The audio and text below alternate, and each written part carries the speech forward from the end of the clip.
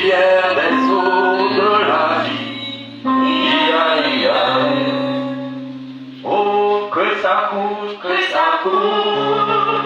disons-le, que ça coule, que ça coule, que ça coule, que ça coule, que ça coule, ici et maintenant, que ça coule, que ça coule, yes, yes, yes, que ça coule, que ça coule, que ça coule, oui,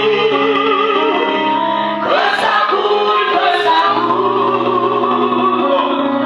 que ça coule, que ça coule, ici et maintenant, que ça coule, que ça coule, que ça coule, que ça coule, que ça coule,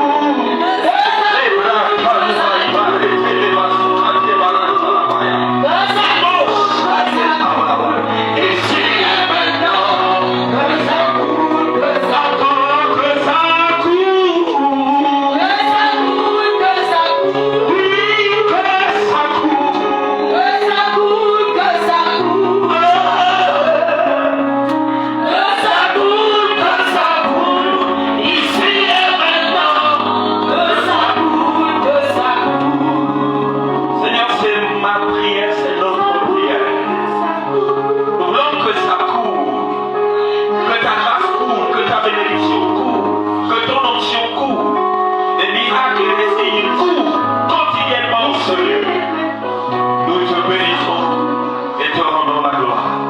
Dans le nom de Jésus, aidez-moi à dire Amen. Regardez la carte. Je bénis le Seigneur pour le révérend apôtre. Amen.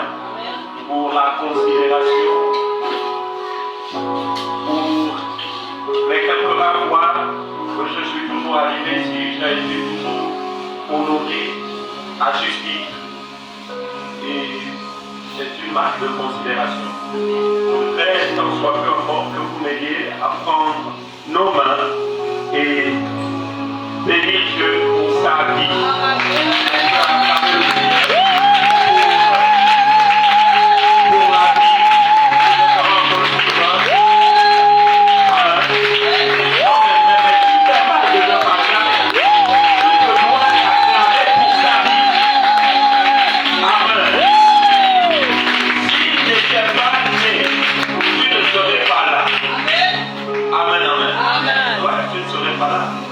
C'est parce qu'il est né que tu es là.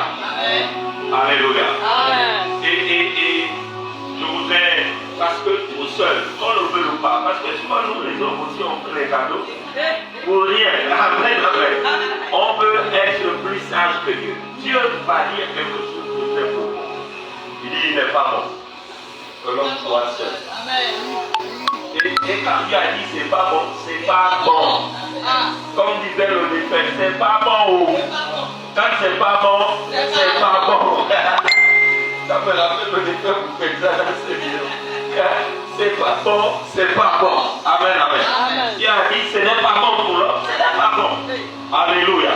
Et donc, il a réalisé cette parole du Seigneur et il a compris qu'il n'était pas bon pour lui d'être seul. Amen, amen. Et donc, maman Bispontuna est arrivée. J'aimerais que vous preniez vos mains et que vous m'aidiez à l'acclamer. Alléluia. Amen, amen. Gloire à Dieu. Gloire à Dieu. Amen, amen. Le docteur qui a réalisé cela aussi. C'est pour ça qu'il a pris maman auberge et puis amen, amen. Est-ce qu'on peut acclamer le Seigneur? Moi aussi, j'ai réalisé que ce n'est pas bon. Ce n'est pas bon. C'est pas bon, c'est pas bon. Amen, amen. Ce n'est pas bon d'être seul. Amen, amen. Et donc, maman Sylvie est arrivée. Maman Sylvie, est-ce qu'on peut acclamer le Seigneur? Alléluia. Amen. Alors, Dieu vous bénisse énormément. Chaque fois que je viens ici, je suis comme chez moi. Je me sens chez moi. Amen, amen. De par les liens que j'ai, que ce soit biologique, que ce soit en Christ. Amen, amen. Oui, oui, que j'ai avec votre Père, votre Mère, je me sens ici chez moi. Plus que le temps nous est imparti. Je voudrais dire, en fait, je vous trouve je vous trouve trop calme. Amen, amen. Dimanche, on ne doit pas être au calme. Regardez, aujourd'hui, nous avons 2 bonnes raisons pour pouvoir être enthousiaste et enthousiasmé. Est-ce que je parle à quelqu'un? 2 bonnes raisons. La première raison, c'est parce que c'est dimanche. Oui. J'ai pour habitude de rappeler aux chrétiens pourquoi nous venons dimanche en réalité. Parce que certains quittent la maison et viennent le dimanche. Bon, par habitude, ne savent pas. Amen, amen. Pourquoi? Nous, chrétiens, auraient choisi notre jour, on aurait choisi lundi, mardi, mercredi. Mais pourquoi nous venons dimanche? Nous venons dimanche en réalité, c'est pour célébrer la résurrection de Jésus. Amen. Vous comprenez cela? Oui. La Bible dit. Non, c'est ça que nous venons dimanche. Parce que dimanche, c'est le premier jour de la semaine. Oui. Dans le calendrier juif, dimanche, c'est le premier jour de la semaine. C'est dans le calendrier romain que nous avons le dépensé le premier jour à lundi. Mais le premier jour, c'est dimanche. Parce que le 7e jour, c'est samedi, le sabbat. Et la Bible dit, donc le premier jour, amen, amen, les femmes sont allées au tombeau. Et donc elles se sont rendues compte, elles sont allées à l'autre. Et là, grande était leur surprise de savoir que celui qui avait été mis dans le tombeau était glorieusement ressuscité. Malgré les embûches qui avaient été mises, la lourde pierre, les surveillants, les geôliers qui étaient là pour empêcher à ceux qui le ressuscitent, comme si la résurrection de Jésus était quelque chose de naturel qui devait passer par la pierre et par les... Non. Alléluia. Donc le premier jour, il est ressuscité. Le premier jour, c'est dimanche. Et c'est pour ça que nous célébrons. Donc, nous avons choisi le dimanche. Amen, amen. Pour venir célébrer la résurrection de notre champion. La résurrection de notre Seigneur. Et donc, je disais 2 raisons. Voilà la première raison pour laquelle tu dois être enthousiaste. Parce que ton Seigneur n'est pas resté au tombeau. Non. La mort ne l'a pas vaincu. Il a défié la mort. Il a cassé pour les chaînes de la mort. Et il est sorti triomphateur le 3e jour. Et quand il est sorti, c'est toi qui es sorti avec lui. C'est pour ça qu'il est hors de question que tes entrailles, que ton argent, que ton travail, que ton étoile reste dans une marmite à 3 pieds. Dit une marmite mystique, satanique et sorcellerie. Non, plus que Jésus est sorti, tout pour toi doit sortir.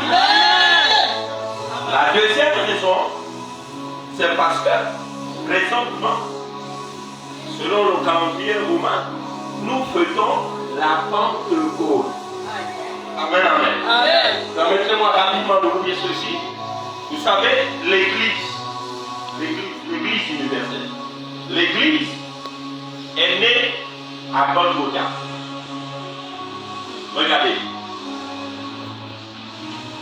Comme mon épouse a rencontré chaque fois qu'elle rencontre, c'est ça la procédure. Toutes les femmes le savent. Il y a un élément annonciateur. Au-delà des douleurs, il y a un élément, c'est la perte des os. La perte des os, et puis, là, il est annoncé que l'enfant va sortir et le sang. Amen, amen. L'eau et le sang. Ce sont des éléments qui ont agi à l'enfantement. Et c'est pour ça que je vous dis que l'Église est née à Golgotha. Christ est l'enfanteur de l'Église. Amen, amen. Amen. Jésus-Christ est l'enfanteur de l'Église. Et il a enfanté à Golgotha. Raison pour laquelle d'aucuns se posent la question pourquoi cela s'est fait comme ça. Mais cela s'est fait comme ça parce que l'Église était en train de sortir. La Bible dit qu'alors qu'il était là, crucifié en terre et ciel. Amen, amen. Amen. Le méchant soldat. Amen, amen. Le soldat romain vint et avec une lance, il va percer le côté de Jésus. À la grande surprise, qu'est-ce qui va sortir? La Bible dit qu'il va sortir du sang et de l'eau. De l'eau et du sang. Amen, amen. Amen. Dans le côté de Jésus. Alléluia. Amen. Mais c'est bien normal parce que Jésus n'a pas connu. Non. Donc Jésus a enfanté par césarienne à Golgotha. Et le sang et l'eau sont sortis. Mais il est clair que l'enfant est sorti, mais il n'avait pas vie. L'église est sortie, mais elle n'était pas vivante. Et donc le jour de la Pentecôte, un peu comme ce dit pour Adam, la Bible dit que Dieu le créa de la poussière du sol. Il était là, c'était une force, c'était quelqu'un, mais il n'était pas vivant. Donc la Bible dit Dieu va souffler dans ses narines. C'est ainsi qu'Adam est devenu une âme vivante. Donc l'église était là, elle n'était pas vivante. Elle avait été enfantée, mais elle n'était pas vivante. Jésus venait de l'enfanter à Golgotha, mais elle n'était pas vivante. Et Dieu connaît, Jésus sait. Et c'est alors donc qu'il dira qu'il est préférable pour vous que je m'en aille. Parce que si je ne m'en vais pas, vous resterez toujours mort. Mais si je m'en vais, vous serez vivant. Et donc comme Jésus est parti, quand il est parti, 50 jours après, il a donc soufflé dans les narines de l'église. Je ne sais pas si l'église comprend. Et donc il a soufflé. Un peu comme Dieu a soufflé sur Adam. Et qu'est-ce qu'il a soufflé? Il a soufflé le Saint-Esprit. C'est alors donc qu'un bruit se fit entendre. Et il venait trouver l'église où ils étaient, à la chambre en haut, et remplit la salle. Et les langues comme les langues de feu s'opposaient. Et c'est ainsi donc que l'église prit vie, parce que l'esprit venait de pénétrer. Amen, amen. Et nous fêtons ce dimanche, amen, amen, la venue, la manifestation de cet esprit dans l'église que tu es. Parce que l'église est un corps. Amen, amen. Et un corps, son esprit est mort. Alléluia. Amen, amen. C'est pour ça que tu dois être enthousiasmé. Parce que c'est une double célébration. La résurrection, mais aussi la vie. La voilà quand même. Amen. L'apôtre nous disait, et je l'ai lu sur Facebook, il nous disait que le thème de ce dimanche, c'est Pentecôte, ma visitation. Que quelqu'un dise Amen bien. Amen fort. Et j'ai aimé le texte que l'apôtre a pris. La Bible dit donc que l'ange va être dépêché. Et ça, c'est n'est pas. L'ange va être dépêché des cieux. L'ange messager. Je l'appelle amicalement Gabi. Gabi va être donc envoyé par le conseil divin afin de venir annoncer des choses inouïes à une jeune fille. Une jeune fille qui habitait à Jérusalem. Et donc Gabi va venir fidèle à sa mission.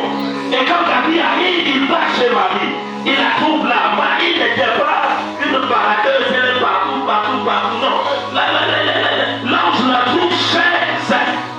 Et donc l'ange rentre. Amen, amen. Vous savez, beaucoup on a fait des visitations dans à cause de l'esprit des malades. L'ange peut te rencontrer dans ta maison. Il vient. Tu n'es pas. L'esprit de balade. Que Dieu vous en préserve. Parce que les grands baladeurs et les grandes baladeuses, ce sont les enfants de Satan. Non, je vous le dis. Maintenant, je peux trouver un texte qui conforte ce que je dis. La Bible dit dans Job, alors que les fils du royaume étaient là pour détruire les choses du royaume, Satan fait au milieu d'eux. Et Dieu lui dit, mais toi tu viens te parler. Je ne suis pas venu pour vous appeler. J'étais en train de me balader.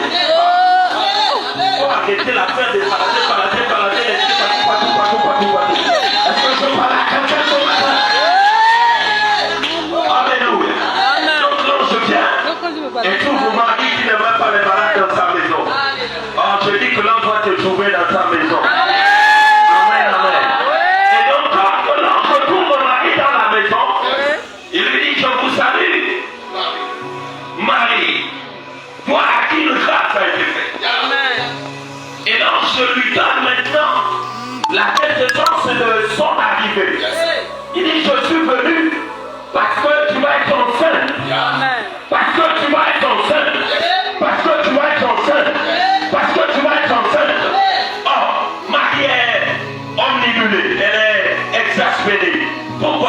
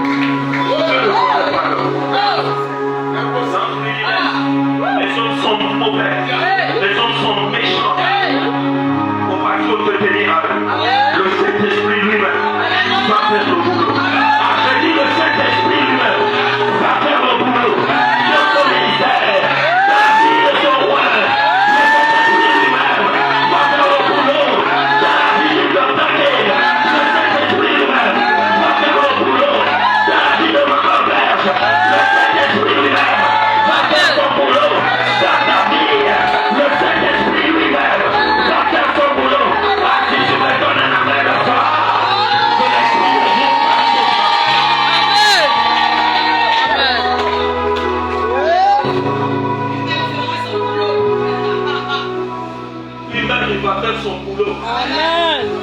Parce qu'il y a des gens qui pensent qu'elles sont indispensables. La chose ne peut pas arriver. Si ça ne passe pas par eux, si eux ils ne le font pas, la chose ne peut pas se faire. Qui t'a dit ça? Qui t'a dit ça? Tu vas être bien avec toi.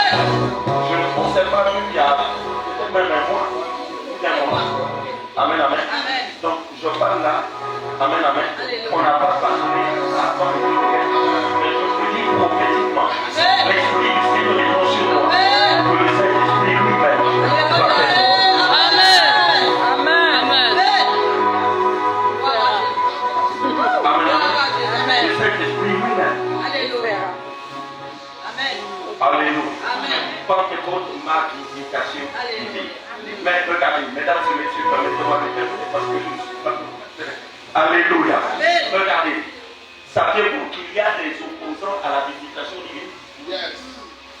Il y a des opposants et des oppositions à la visitation de Dieu pour notre vie. Amen. Quand nous parlons de visitation, nous parlons d'intervention. Nous parlons d'action de Dieu sur nos vies.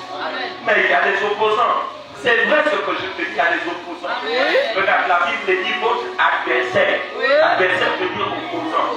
Amen, amen. Donc nous avons des adversaires. Nous avons les démons, nous avons Satan, nous avons même des humains. Je te dis la vérité. Il y a des humains qui s'opposent. Amen, amen. À la volonté de Dieu dans nos vies. Satan, par l'entremise des hommes, s'oppose à la manifestation de la visitation de Dieu dans nos vies. Amen. Et c'est pour cela qu'en 7 minutes, si je le peux, amen, amen. Si les 5 minutes sont passées, je veux prier. Amen, amen. Je veux nous parler, alléluia, du lion de Dina. Le lion de Dina, mais c'est un esprit de sorcellerie, un esprit compliqué, bizarre, qui s'oppose à la visitation divine dans la vie des gens. Permettez-moi de lire. Juge chapitre 14, verset 5 à 4. Écoute simplement la lecture parce qu'il faut que tu fouilles encore ta Bible, le temps est imparti. Donc, Juge chapitre 14, le verset 56. Maman, la Bible dit au verset 5, Samson descendit avec son père et sa mère à Timna. Dites avec moi Timna. Non, dites bien Timna. Regarde, Timna c'est un bon mot, c'est un bon nom. C'est pas négatif, mais très bien. Dites Timna. Alléluia. Samson descendit avec son père et sa mère à Timna. Lorsqu'ils arrivèrent aux vignes de Timna, voici un jeune lion rugissant vint à sa rencontre.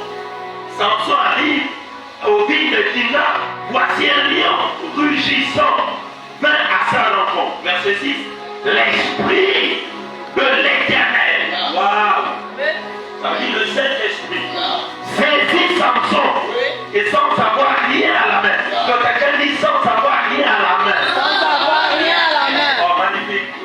Écoutez, et cette phrase aura son sens tout à l'heure.